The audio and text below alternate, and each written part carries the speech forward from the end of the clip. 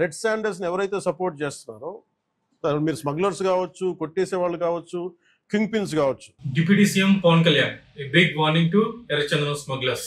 మన ఆంధ్రప్రదేశ్ లో పెరుగుతున్న ఎర్రచందనం వెంకటేశ్వర స్వామి రక్తంతో పుట్టిందని చెప్పుకునేవాళ్ళం. ఇప్పుడు అదే చెట్టు 1,00,000 కోట్లలో విలువ చేసే ఫారెస్ట్ గోల్డ్. అదే చెట్టు స్మగ్లర్స్ కి ధనం.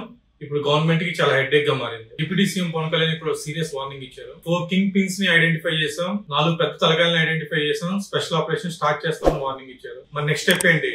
ఆయన 9 నెలలు గడిపించారు అనమాట. పవన్ కళ్యాణ్ ప్రెస్ మీట్ ని డికోడ్ చేద్దాం. ఆ ప్రెస్ మీట్ లో పవన్ కళ్యాణ్ ఒక మాట వాడారు.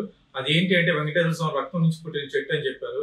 దేవుడి కథ నుండి ఫారెస్ట్ మాఫియా వరకు తిరుమల ప్రాంతంలో ఉన్న వాళ్ళు చెప్తారు, వెంకటేశ్వర స్వామి రక్తాసుని చంపిన తర్వాత దేవుని రక్తం భూమి మీద పడింది అని. ఆ రక్తంతో ఈ రక్త చందనం వృక్షమై పెరిగింది అని. దేవుని రక్తంతో పుట్టిన పవిత్ర వృక్షం అని చాలా మంది నమ్ముతారు. సైంటిఫిక్ గా మాట్లాడితే ఇది అరుదుగా దొరికే ఒక చందనం. ఈ వృక్షం శేషాచల అడవుల్లో మాత్రమే చాలా న్యాచురల్ గా పెరుగుతుంది. ఇంటర్నేషనల్ మార్కెట్ లో ఎర్రచందనం 80 లక్షల నుంచి ₹1 కోటి వరకు పలికే ఆస్కారం ఉంది. అయితే 90% ఎర్రచందనం ఆంధ్రప్రదేశ్ లోనే దొరుకుతుంది. దేవుడి కథలో ఈ చెట్టుని పవిత్ర వృక్షంగా చూస్తారు, కానీ ఇది స్మగ్లర్స్ కి ఒక బ్లాక్ గోల్డ్ అయిపోయింది. ఇది ఇప్పటి నుంచి కాదు, 1990 నుండి స్మగ్లర్స్ మాఫియా బాగా పెరిగారు. ఇల్లీగల్ స్మగ్లర్స్ వల్ల ఆంధ్రప్రదేశ్ కి చాలా నష్టం జరుగుతుంది. రిపోర్ట్ల ప్రకారం ఆంధ్రప్రదేశ్ 40,000 కోట్ల విలువ ఉన్న ఎర్రచందనం కోల్పోయింది అని. కానీ లీగల్ గా వచ్చిన డబ్బులు, ఆంధ్రప్రదేశ్ ఆప్షన్ లో వచ్చిన డబ్బులు కేవలం 10,000 కోట్లే. కానీ 40,000 కోట్లు ఇల్లీగల్ గా ఇంటర్నేషనల్ మార్కెట్స్ కి అమ్ముడుపోతుంది. ప్రెస్ మీట్ లో పవన్ కళ్యాణ్ గారు చెప్పినట్టు రఫ్లీగా 2 లక్షల చెట్లు కోల్పోయామని చెప్తున్నారు.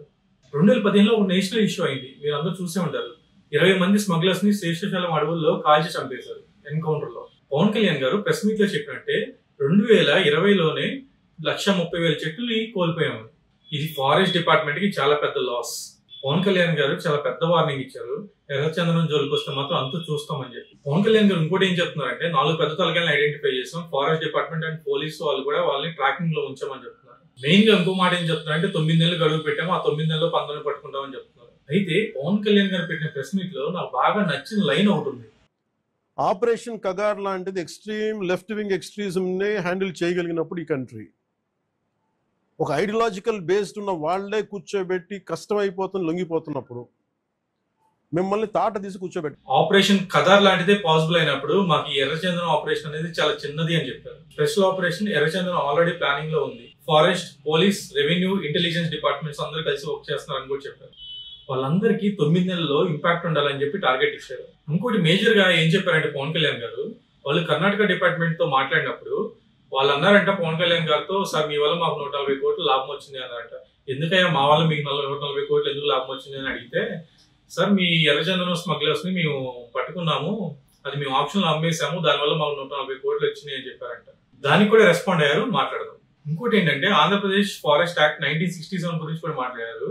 ఆ యాక్ట్ ఏంటి అంటే స్మగ్లర్స్ ని అరెస్ట్ చేయడమే కాదు, వాళ్ళ ప్రాపర్టీస్ మొత్తాన్ని సీజ్ చేసే ఆస్కారం కూడా ఉంది, జాగ్రత్తగా వాళ్ళు దగ్గర పెట్టుకోండి అని చెప్పి కూడా వార్నింగ్ ఇచ్చారు. ఈ ఎర్రచందనం గురించి ఎన్డీఏ గవర్నమెంట్ లో కూడా ఒక పాలసీని కూడా ఇంప్లిమెంట్ చేస్తారు. ఆ ఇంప్లిమెంటేషన్ చేసిన యాక్ట్ ఏం చెప్తుందంటే మేజర్ గా ఎర్రచందనం ఆంధ్రప్రదేశ్ లో దొరుకుతుంది కాబట్టి అది ఏ గవర్నమెంట్ కైనా దొరికినా గానీ అది ఆంధ్రప్రదేశ్ కి సబ్మిట్ చేయాలి అని చెప్పేసి చెప్పారనమాట.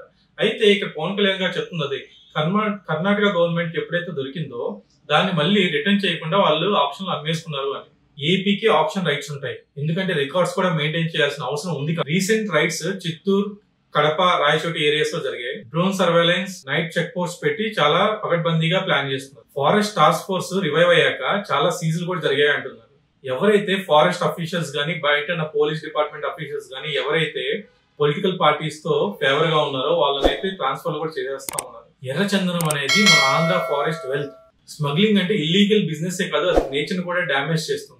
ఫారెస్ట్లు తగ్గిపోతే రైన్స్ కూడా తగ్గుతాయి, అది మనం చాలా జాగ్రత్తగా కాపాడుకోవాల్సిన విషయం. నా వ్యూ పాయింట్ ఏంటంటే ఇప్పుడు స్పీచ్ కాదు, action important. Forest department vacancies ని ఫిల్ చేయాలి, అలానే ఏఐ అండ్ శాటిలైట్ మానిటరింగ్ అనేది జరగాలి.